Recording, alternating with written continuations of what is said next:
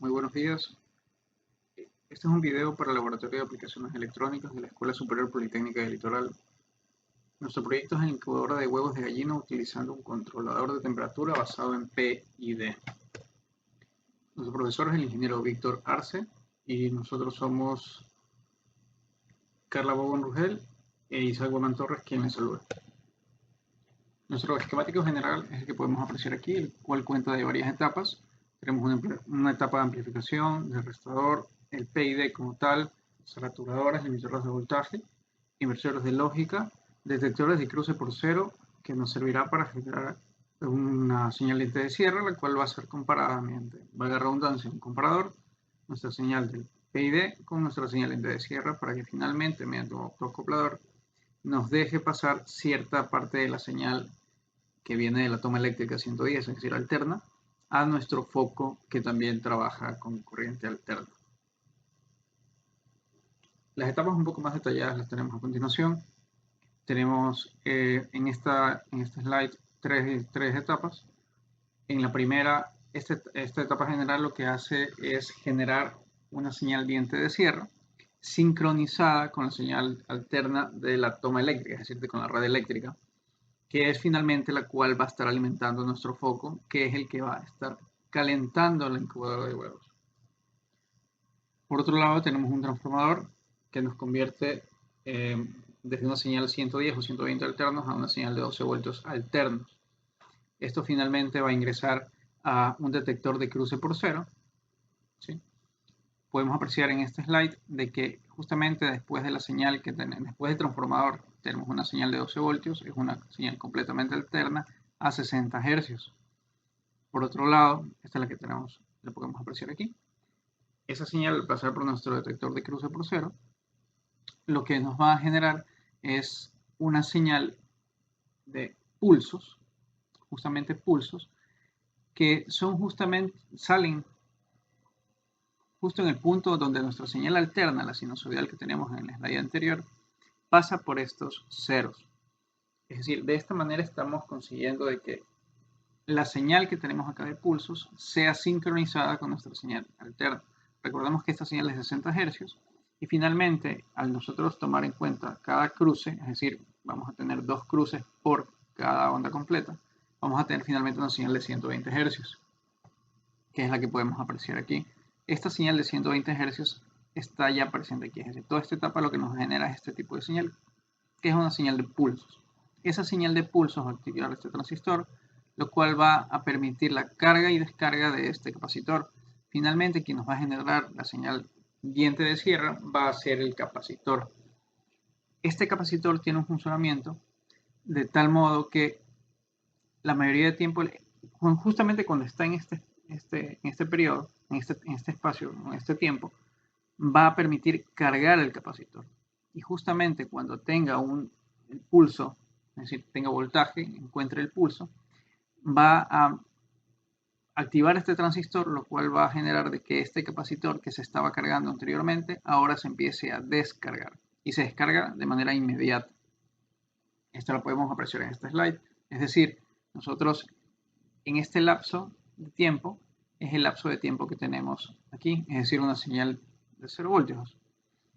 Y cuando se activa el pulso, estamos activando también la descarga, digamos, instantánea del capacitor, lo cual me genera esa caída automática del voltaje, logrando tener esta forma de onda en un diente de cierre. Aquí lo podemos apreciar de mejor manera. Cuando nosotros tenemos la señal que tenemos en este punto, que era la señal de pulso, detector de cruce por cero, en todo este espacio de tiempo, el capacitor se está cargando, ya que este transistor no está conduciendo. Entonces se empieza a cargar y justo cuando aquí detecta un pulso, este pulso activa mi transistor y finalmente me permite la descarga y tengo esa caída de voltaje brusca o corta, por eso que se puede apreciar o se asemeja mucho a una diente de cierre. Por otro lado, también tenemos un esquemático en la parte de la adquisición de la temperatura.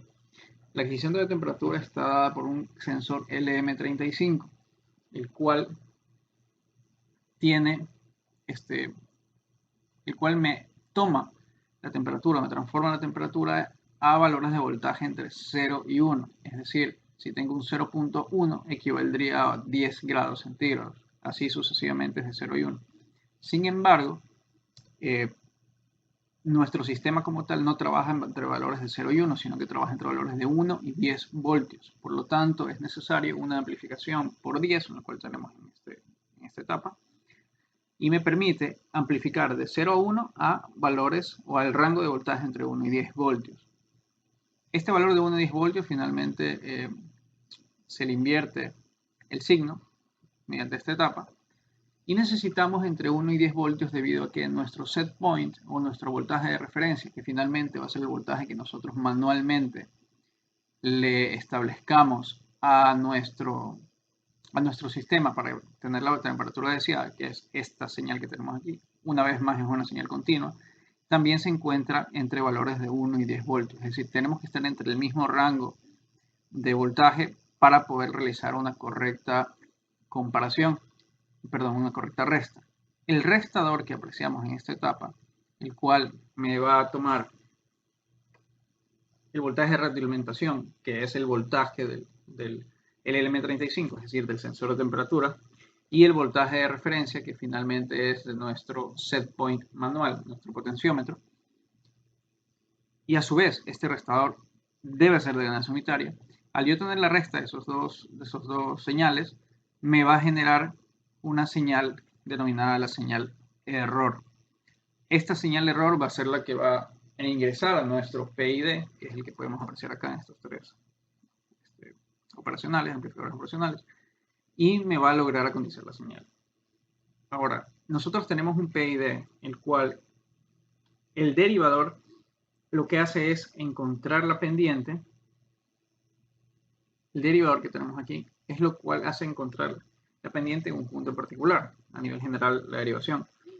Es decir, si en algún punto en particular de la señal se está sumando algún ruido, o por otro lado, la pendiente va a cambiar bruscamente, ¿sí? Lo que hace el derivador es amortiguar ese cambio brusco de temperatura, este cambio brusco de pendiente, para que no existan tantas oscilaciones, que es la etapa que tenemos derivativa. Ahora, si el sistema se estabiliza, el error del proporcional, que finalmente era la señal de error, es decir, si nosotros tenemos un voltaje o nuestro sistema no está llegando al voltaje de referencia querido, es decir, el poco voltaje que se necesita para llegar al voltaje deseado, que finalmente es la temperatura, quien sube ese poquito que nos falta de voltaje necesario para nosotros llegar al punto, en este caso la temperatura deseada, es la etapa del integrador, es decir, la etapa integradora. Y lo que hace es corregir el error del estado estacionario, mientras que recordemos que el derivador lo que nos hace es corregir la dinámica del sistema, es decir, qué tan bruscamente se está cambiando nuestros valores de voltaje de la señal error. Por otro lado, si tenemos ruido generado por malas conexiones o malos aislamientos, vamos a tener una variable adicional de ruido, por lo que es recomendable evitar estos escenarios. Si se logra minimizar el ruido mencionado, netamente quien nos va a dar la relación de cambio de qué tan rápido se pasa de un estado a otro, lo que a su vez se refleja en la oscilación del sistema, es la etapa derivativa. Y finalmente el proporcional lo que nos hace es, o tiene la función de hacer llegar al nivel deseado. Es decir, el proporcional hace llegar al nivel deseado de voltaje que necesitamos para poder controlar la temperatura. El derivador corrige esos cambios bruscos o amortigua esos cambios bruscos en la señal. Y finalmente, si es que el proporcional por sí solo no llega al valor deseado, por poner un ejemplo, estamos en 20, necesitamos un valor de 37 grados, lo cual es 3.7 voltios. Y nuestro sistema como tal llega solo a 35, pues el integrador, a 35.9 o 36, digamos, antes de llegar al 37 voltios, lo que hace el integrador es lograrme subir ese valor pequeño de voltaje para corregir el error del estado estacionario. Es decir, el proporcional me ayuda a llegar casi a la temperatura deseada. Y si es que nos falta algo de voltaje, el integrador lo corrige. Y si hay cambios bruscos de temperatura, el derivador se encarga de amortiguarlos para que no existan oscilaciones. esas oscilaciones se van a generar o se van a reflejar en parpadeos no deseados en nuestro sistema de calentamiento, que en nuestro caso es un foco. Es decir, vamos a tener parpadeos no deseados debido a esos cambios.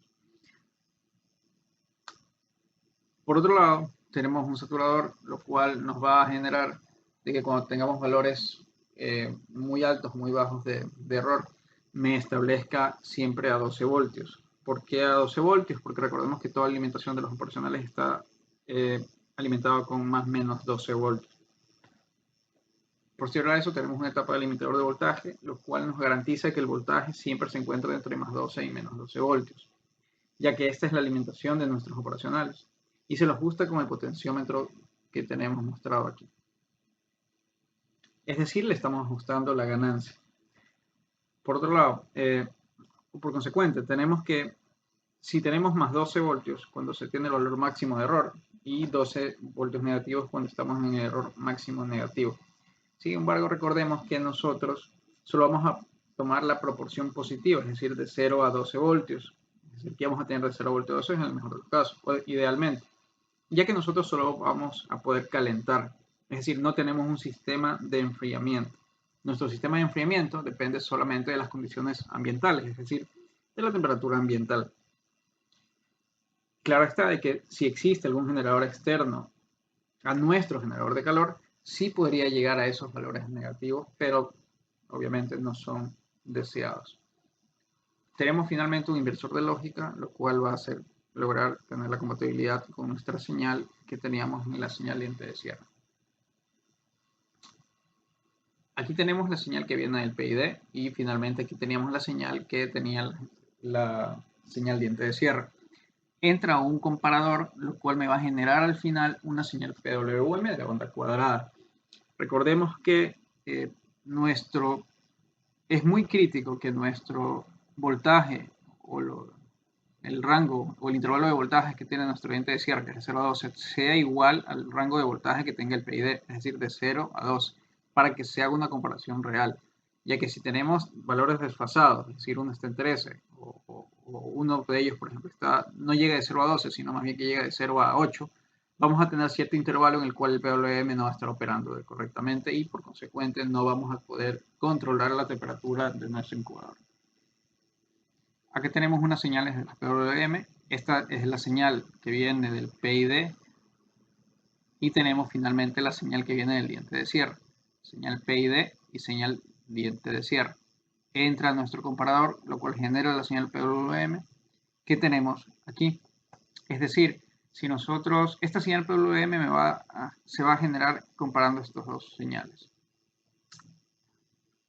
Es decir, si nosotros tenemos, si la señal que está,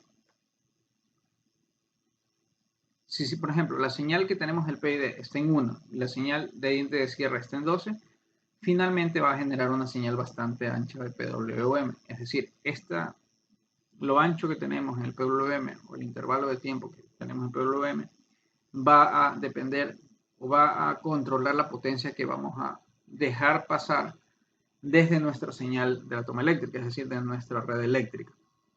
Por otro lado, si la señal del PID está muy cercana a 12 voltios, es decir, está casi acá arriba, recordemos que al comparar solo va a pasar este intervalo de espacio, ¿verdad? Lo cual podemos verlo acá, que es bastante angosto. Entonces significa que esta señal PWM no está dejando pasar toda la potencia de la señal de red eléctrica. Entonces, aquí tenemos un estado medio, en el cual tenemos una señal PID digamos, a mediada voltaje de la señal diente de cierre, lo cual me permite pasar a la mitad de potencia.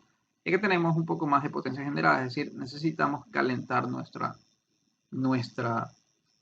incubadora de pollos. Aquí no dejamos pasar señal, casi señal de potencia, es decir, va a estar tenue. Se va a reflejar en que nuestro foco va a estar muy tenue y acá pues va a estar con una potencia mayor, más brillo, más intensidad luminosa va a tener el foco. Tomemos en cuenta de que es crítico que nuestro comparador de diente de cierre esté sincronizado a nuestra señal de red eléctrica, porque esta es la forma de onda de una señal de la toma eléctrica. ¿Sí? Y finalmente esta es la señal de PWM. Las dos deben estar sincronizadas, es decir, deben cruzar por cero simultáneamente para que se pueda controlar eficazmente la potencia que estoy entregándole a este foco. Esta señal PWM entra a nuestro autoacoplador. Este autoacoplador, por otro lado, junto con el TRIAC, nos deja pasar solo cierto intervalo de tiempo nuestra señal alterna, que va a ser la que llega finalmente al foco.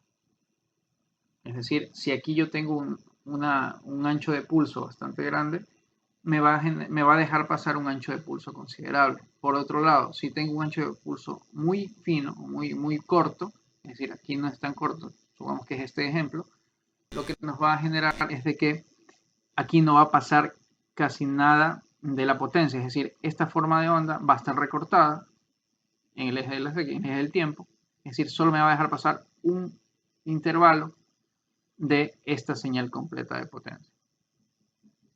La sincronización es esencial aquí. Si es que no está sincronizado, no se va a poder controlar la potencia que queremos generar porque no sabemos exactamente en qué punto vamos a tener nuestro disparo de potencia.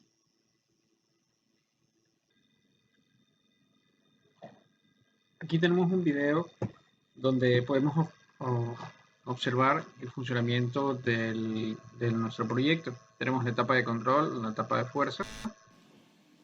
Contamos con una pantalla LCD, la cual es controlada por un microcontrolador. Procedemos a encenderlo y el microcontrolador pues, nos hace simplemente como un dispositivo para mostrar los valores reales y actuales que tiene nuestro controlador. En este caso tenemos una temperatura. La temperatura que podemos observar aquí es la temperatura que se obtiene desde el LM35, que es nuestro sensor de temperatura, ubicado en la parte inferior de la incubadora, que es donde estamos sensando la temperatura que se requiere. Por otro lado tenemos el set point, que es el que podemos aparecer acá.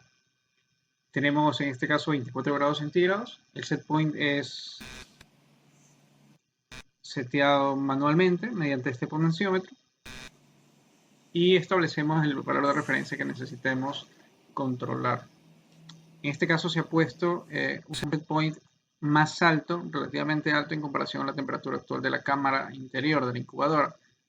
Por lo tanto, ahí se puede apreciar de que tenemos la intensidad luminosa en un valor bastante alto para que pueda llegar al valor deseado. En este caso está seteado en 36 y 37 grados y se puede apreciar de que el foco está con bastante intensidad luminosa con la finalidad de que llegue. En este caso ya está llegando a su valor deseado. Estamos en 37 y 36 grados.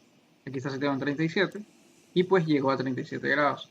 No necesariamente tiene que apagarse el foco cuando llegue a la temperatura. Recordemos de que mientras mayor sea mi temperatura del set point o mi temperatura deseada, pues yo voy a necesitar mucho más potencia para poder mantener en el nivel de temperatura deseada. Por ejemplo, en este caso hemos bajado manualmente la temperatura del set point por un momento. Aquí podemos apreciar de que hemos bajado a 35 grados el set point. Sin embargo, la temperatura de la cámara está en 37.